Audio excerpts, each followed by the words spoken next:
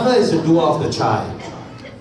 And I always remember my mother telling me, my mother is here, that when I want to call my father up in the front. I've never done that in 20 years, so he probably never expected that. So I want to do that. Could you bring him up, please, inshallah?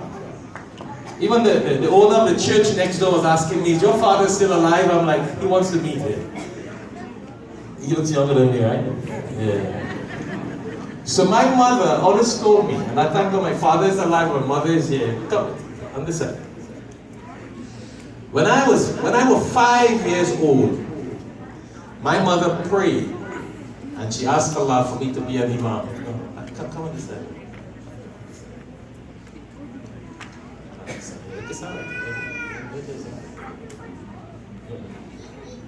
Right, okay. My mother, when I was just 5 years old, she prayed that I should be an imam. You know that dua was so powerful that when I was as a teenager, I got a scholarship. If you check my bio, you will see it online, from a Christian school to become a pastor and a priest in a Christian seminary. I got that for free. I got a scholarship to be a priest and a pastor. It would have been money, and it would have been a lot of money. In the Christian world, is a lot of money. I know I have told you already, about 10 years ago, I had Reverend Moon gave me a watch for $15,000. Gold and diamond. I don't have it. I sold it because I don't like gold and diamond. Because the Christian world has a lot of money. But my mother dua was more powerful than that. Never became a priest and a pastor. Look at what Allah brought me to. But today, what would we have? If I had been a priest and pastor, we never produced this. But you see what a mother's dua could be? So what I'm telling you all parents, don't underestimate it. If you want your children to be imams and scholars and hufaz, you make dua. In addition to making, I'm giving a living example. My father is alive and my mother is here. I'm telling you what they did. I was 5 years old. Even though I got a free scholarship to become a priest and a pastor, that didn't make it.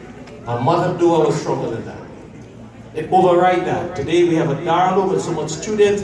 Listen, the students all over the world we have. We've been all over, teaching, lecturing, all over.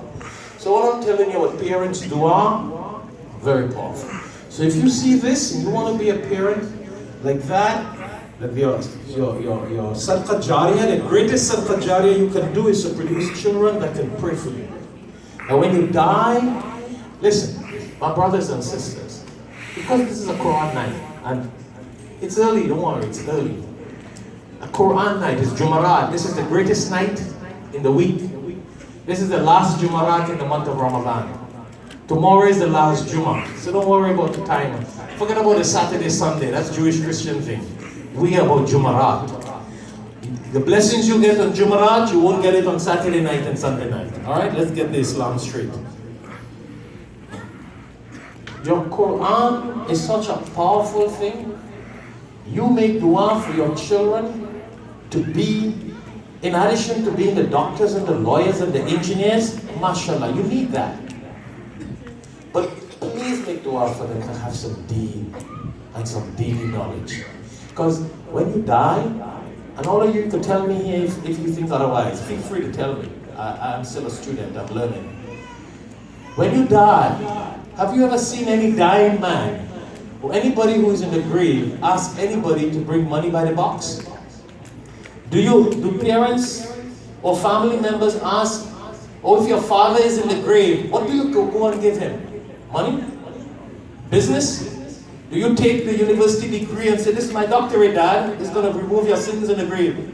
Oh, this is my degree, this will remove you, you're going to go Jannah with this degree. I never heard about that. Not even the materialistic world tells you that. No Christian or Jew will tell you that. No atheist will tell you that. When you die, mothers and fathers, you don't need no degree from your children. That doesn't give you any credit in the grave. The Quran, they're praying, they're leading salah, they're making dua. That is what going to help you in the grave. Nothing else. The hadith says everything is cut. Cut. Only 3 things you can get when you're in that grave and after. When you do something, build a masjid or a community thing and people benefit, you teach somebody Islam, your children, or you make them learn Islam, Or you be the means to encourage your children to be righteous, that they can pray for you. And whatever good deed they do, you will get our blessings and they will get it. So this, I telling you this on the member doesn't have much strength. But you seen these parents who made the sacrifice right here in America? And they're living in America, it's not a story happening. These boys go to American schools, it's not a kahani and a story I'm giving you. You can make it happen. Let them have the academic, mashallah, you need that. But please, make dua for them. If your children don't want to do it, you make dua for it. Please, you make dua for it. I really wasn't a lover of Islamic practices yet. Oh yeah, I used to love to go to Christian church on Sunday and the whole works. That was a lot of fun for me to go to church. But you see, my mother's dua turned me and everything else I liked. That's what I'm telling you. So you parents, you make dua for your children. Because that's the only thing that can help you when you die. Your children dua, your sadaqah that you did financially for things, and the knowledge that you spread. And your children are the best way to do triple things. They will spend in the path of Allah, they will teach people, and they will be righteous people to make dua for you. So this is a Khatam Quran night, and I wanted to share that message with you. Don't just go home asking Allah again. Yes, we always ask Him, but what are we doing? Tonight we're going to ask for forgiveness, we're going to ask for this, we're going to ask for that. But it doesn't matter what your children have. Please, they can have gold and diamond. That would not help you in your grave. That's all I'm saying. What, do I need to say that in Bengali or Urdu for anybody to understand? That's straightforward. Doesn't matter who they are. That's all they need. When they're in that grave and in the hereafter, they need their children to do righteous deeds. It doesn't matter what you have in this world and what you give them, that will not benefit you. It is only the good that you give them, that's what will benefit you. Doesn't that make sense? That's what the Quran says, that's what the Sunnah says. And that's all I wanted to share with the students here and the parents here, that this is America. And it's not about, we could have done that in Pakistan and India and Bangladesh and Arabia. Here are students, here are parents who are doing it in America.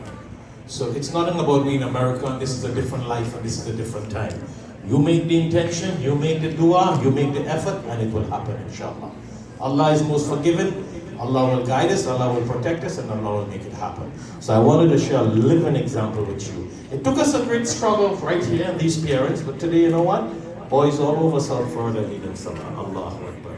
We could die now and then we could get some blessings. These parents could die and then they could get some blessings. It will continue, inshallah. So I want to say Jazakallah to the parents. Takbir to all the parents, please.